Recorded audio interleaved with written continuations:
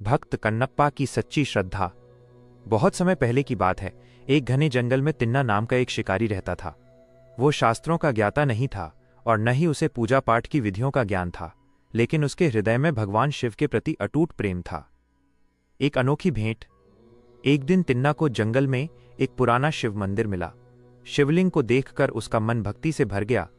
उसने सोचा कि महादेव भूखे होंगे। वो दौड़ा गया और ताजे फल और मांस लेकर आया। उसने अपने मुंह में जल भरकर शिवलिंग का अभिषेक किया और अपने जूठे स्वादिष्ट फल महादेव को अर्पित कर दिए। दुनिया की नज़र में ये विधि अशुद्ध थी, लेकिन तिन्ना के लिए ये उसका सर्वस्व था। श्रद्धा की परीक्षा। उस मंदिर के असली पुजारी जब अगले दिन आए तो मंदिर की अशुद्ध स्थिति देखकर क्रोधित हो गए। उन्होंने मंदिर साफ किया और विधि विधान से पूजा की, लेकिन अगले दिन फिर वही स्थिति मिली। तब भगवान शिव ने पुजारी को तिन्ना की भक्ति दिखाने का निर्णय लिया। पुजारी मंदिर के पीछे छिप गए। तभी तिन्ना आया। अचानक उसने देखा कि शिवलिंग की एक आंख से रक्त बह रहा है। अद्भुत त्याग। तिन्ना घबरा गया। उसने जड़ी बूटियां लगाईं पर रक्त नहीं रुका। तब उसने सोचा, आंख के बदले आंख ही काम आएगी। उसने बिना सोचे अपने तीर से अपनी एक आंख निकालकर शिवलिंग पर लगा दी। रक्त रुक गया, परंतु तभी दूसरी आंख से भी रक्त बहने लगा। तिन्ना मुस्कुराया। उसने अपनी दूसरी आंख निकालने की तैयारी की, लेकिन उसे डर था कि आंख निकालने के बाद वो देख नहीं पाएगा कि शिवलिंग पर आंख कहाँ लगानी है।